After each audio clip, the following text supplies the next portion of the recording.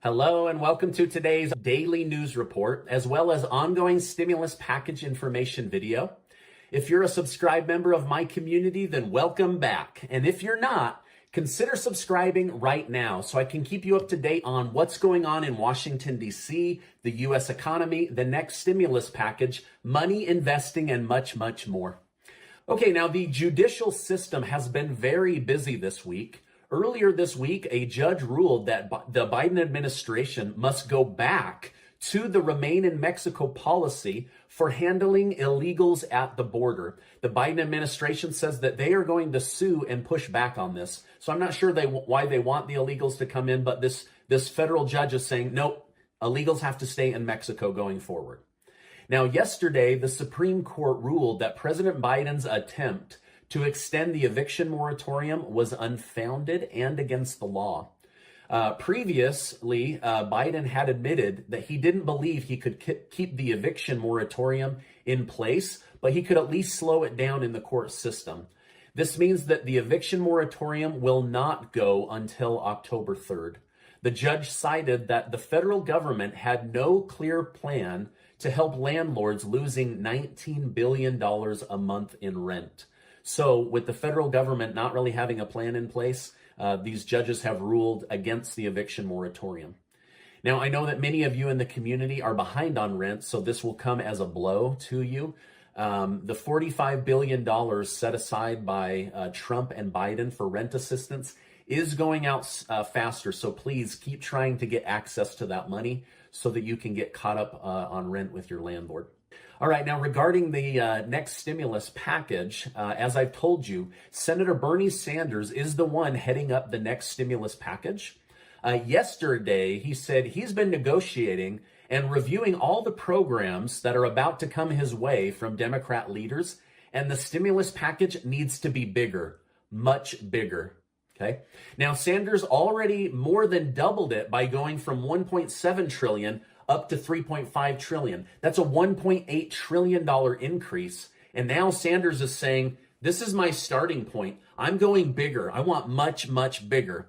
Now, we don't know what he means by that, but how do you go bigger and not include stimulus checks, especially for those that are most in need, right? And according to most economists, about 25 million Americans would really, really benefit from a fourth stimulus check. So we'll see what he has up his sleeves. But this is from an interview that he gave. Now, Sanders mentioned in this interview that he's going to do something that has never been done before. He's not going to try to convince Republican leaders on the need for more stimulus money. He's going right to the Republican voter to convince them that Democrats are superior and will get them the money and help that they need. Now, Sanders will be giving stump speeches. Ooh, that's a tongue twister. Stump speeches in Indiana and Iowa this weekend. If the $3.5 trillion or larger bill passes, and most believe it will be the single biggest federal expansion spending in world history. Okay, so I don't know exactly what's going to go into it. I'm just letting you guys know. These are progress reports, right? I don't do any of this, yes, checks tomorrow or anything like that. This is just progress. And according to Senator Sanders, it's going to be much, much bigger. So now we need to know what's going into this much, much bigger, okay? Now, I have a lot more to tell you about the stimulus package and what's going on in Washington, D.C. Now, Bernie Sanders said what we are proposing in this budget is going to be enormously popular. So, what's enormously popular, right? That's the question. Sanders said there is going to be so much stimulus and so much change. He said he is willing to tour in all 50 states in order to pass his ideas. So this guy could be very, very busy if he's going to go to all 50 states, okay? Now, Sanders says he knows he has a slim majority in the House, so the bill must be rushed through. He said he has no majority in the Senate, but that all Democrats need to align with Biden's agenda. So basically, he's talking about budget reconciliation, where if every single Democrat gets on board, they're still going to need to pull in Vice President Kamala Harris to have a majority vote. So he's not lying when he says slim margin and no margin, right? Now, Democrat Senator Chris Murphy said, Kristen Sinema and Joe Manchin get the most attention, but they're not alone in wanting that number to be lower. My hope is that they're not making decisions based on an arbitrary number, that we're looking at the programs we need to fund and the programs that we don't need to fund.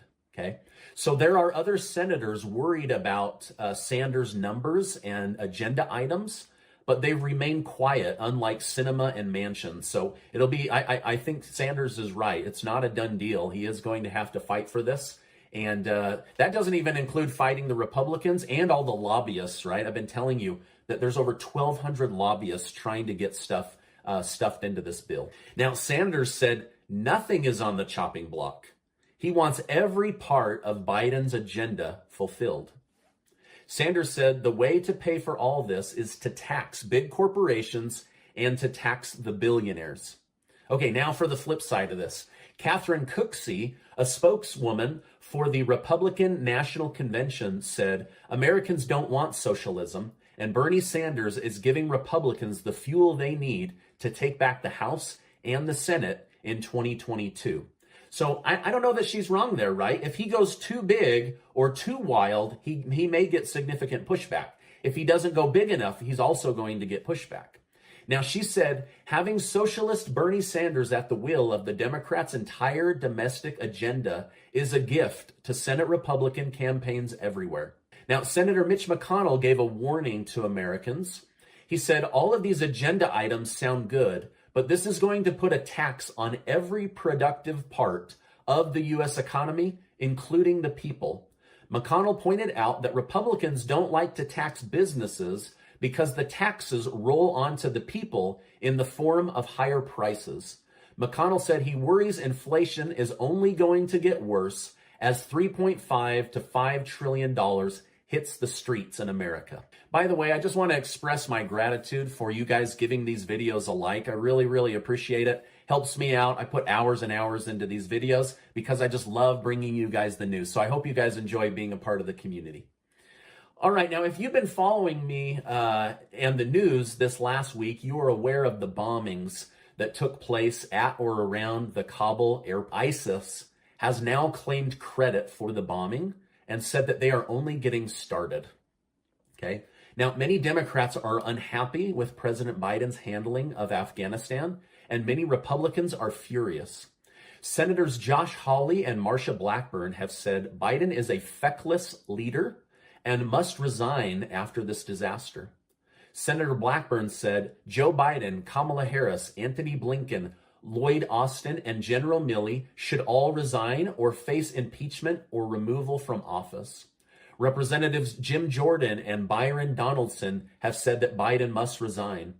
Also, Lindsey Graham, Elise Stefanik, and Jim Banks have called for his impeachment or resignation. President Biden had a message for this yesterday. He said, "We will not forgive, we will not forget, and we will hunt you down and make you pay." To which Senator Marsha Blackburn said, "You had better keep your promise and hold these people accountable." Now, it's unlikely that President Biden will resign, and Republicans can bring as many articles of impeachment as they like, but the Democrats control the House, the Senate, and the White House, so the likelihood of impeachment happening is basically zero, okay? So I'm just letting you guys know what's in the news.